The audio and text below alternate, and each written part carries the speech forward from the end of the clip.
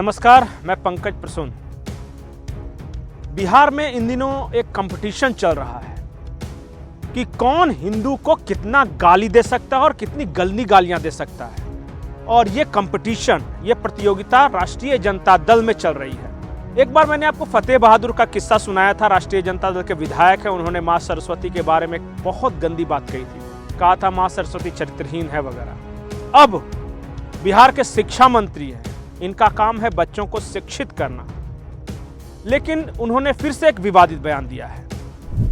हम उनका बयान सुनाएंगे और राजनीतिक प्रतिक्रियाएं देंगे, लेकिन हम आपको यह भी बताएंगे कि राष्ट्रीय जनता दल के लोग हिंदू धर्म को आखिर बढ़ चढ़कर गालियां दे क्यों रहे हैं, उसके पीछे कारण क्या है। ये सब कुछ हम आपको बताएं, उससे पहले आप हमारे चैनल को सब्सक्राइब कर लीजिए, इस वीडियो को लाइक कर लीजिए। तो 80 वर्ष पहले सावित्रीबाई फुले ने जो शूद्र समाज और संपूर्ण महिलाओं को मतलब की शिक्षा देने का काम किया, उन्होंने कहा था कि मंदिर का मतलब गुलामी का मार्ग होता है और स्कूल का मतलब होता है जीवन में प्रकाश का मार्ग। जब मंदिर का घंटी बजता है तो वो हमें संदेश देता है कि हम अंधविश्वास, पाखंडवाद, अज्ञानता और मूर्खता की ओर बढ़ रहे हैं। और जब स्कूल का घंटी बजता है तो हमें संदेश मिलता है कि हम तर्कपूर्ण ज्ञान वो जीवन में प्रकाश की ओर बढ़ रहे हैं। आपको तय करना है कि आपको किस तरह जाना चाहिए।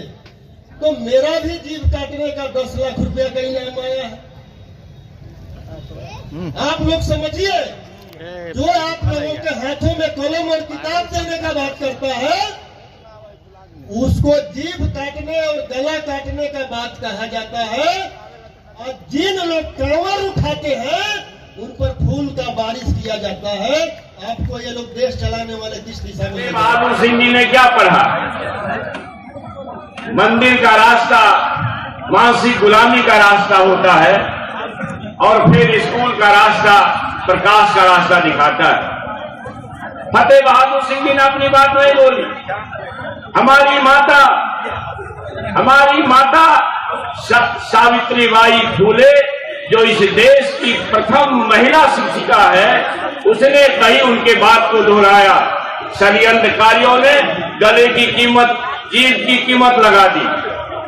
मैं आपके माध्यम से कहना चाहता हूं सरकार षड्यंत्रकारियों से, खबरदार।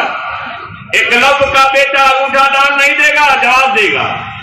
शहीद जगदेव प्रसाद का बेटा अब अपना आहुति नहीं देगा, आहुति लेना जानता है। इसलिए खबरदार षड्यंत्रकारियों, अगर तुमने जुर्रत की तो याद रखना, बहुजनों के 90% लोगों के पसीने से तुम इतना बड़ा समुद्र खड़ा होगा कि 7 समुद्र पार नजर आओगे और 24 में ही नजर आओगे। लक्ष्मण जी।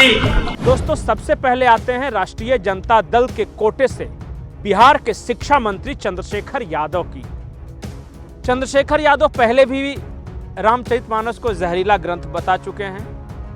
हिंदू धर्म के बारे में उनकी टीका टिप्पणी नई नहीं है।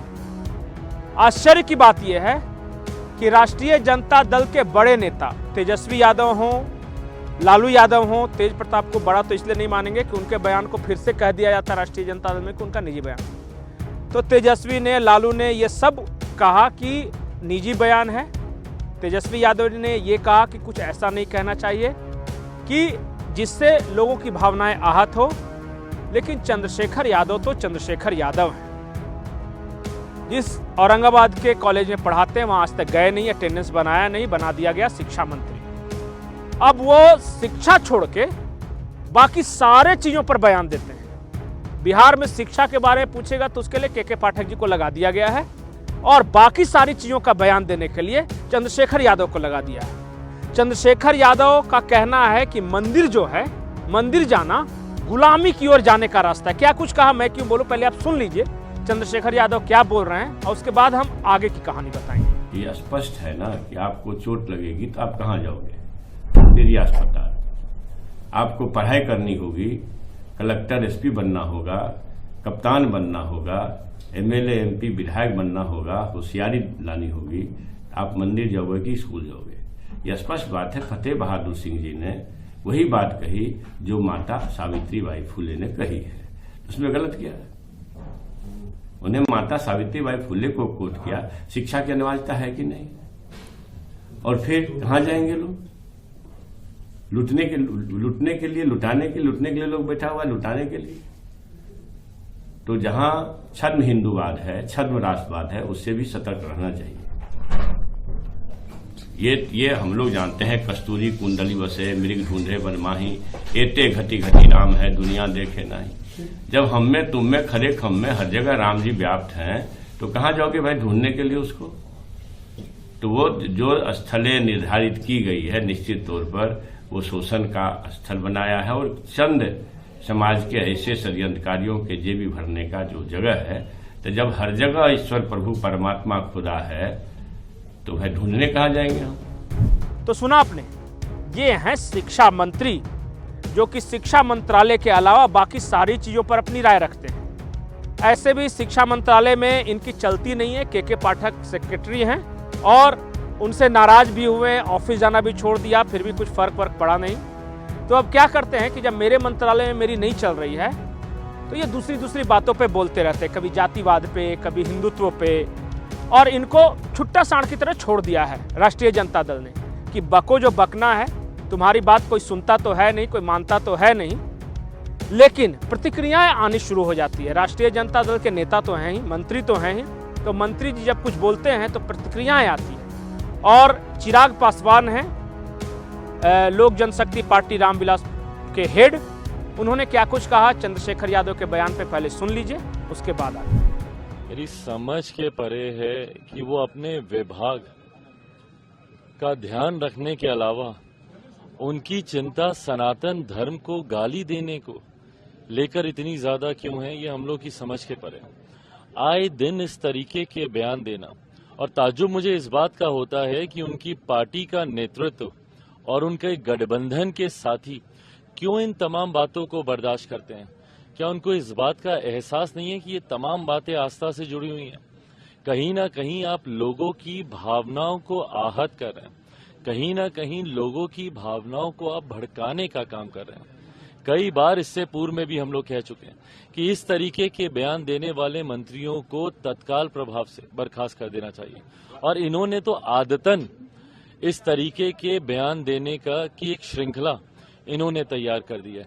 ऐसे में जवाब इनके दल को देने की जरूरत है कि क्या आप सनातन पे हो रहे इस तरीके की बयानबाजी को क्या वो बर्दाश्त करेंगे?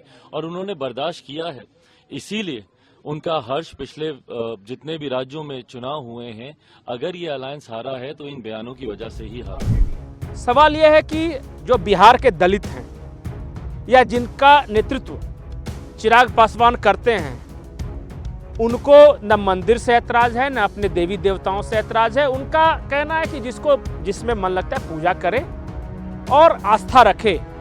वहीं जो यादव हैं, दबंग चंद्रशेखर यादव, इनकी जाति दबंग है बिहार में, इनको मंदिर से बहुत ज्यादा समस्या है। इनको लगता है कि गुलामी की ओर जाना है। अब फैसला मैं बिहार की जनता पे छोड़ता हूं कि आपको क्या लगता है। जिस तरह मां सरस्वती को चरित्रहीन बताया जा रहा है बिहार में राजद के नेताओं के द्वारा, जिस तरह मंदिर जाने को गुलामी की ओर जाने का रास्ता बताया जा रहा है, क्या बिहार की जनता उससे सहमत है?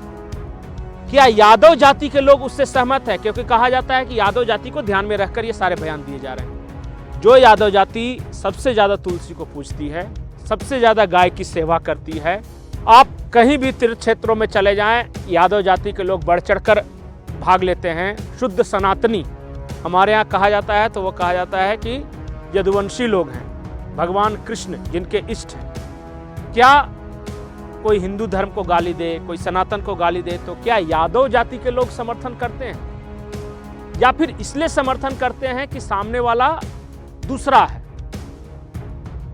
मतलब कि हिंदू को गाली हम सुन लेंगे क्योंकि मेरी यादव के प्रति आस्था या जाति के प्रति आस्था ज्यादा मजबूत है। जो पढ़े लिखे यादव समाज के लोग हैं वो इस पर अपनी राय रख सकते हैं, और जो गाली गलौज करना चाहे उनके लिए भी कमेंट बॉक्स खुला है कि आप जो भी अपनी राय चाहे रख सकते हैं। लेकिन बिहार में सबसे ज्यादा, अगर तमिलनाडु में तो कहा जाता है कि द्रविड़ राजनीति की वजह से गाली दे रहे हैं, स्वामी प्रसाद मौर्य अकेले हैं उत्तर प्रदेश में, लेकिन बिहार में एक सीरीज बम लगा के रखा है राष्ट्रीय जनता दल ने खास करके।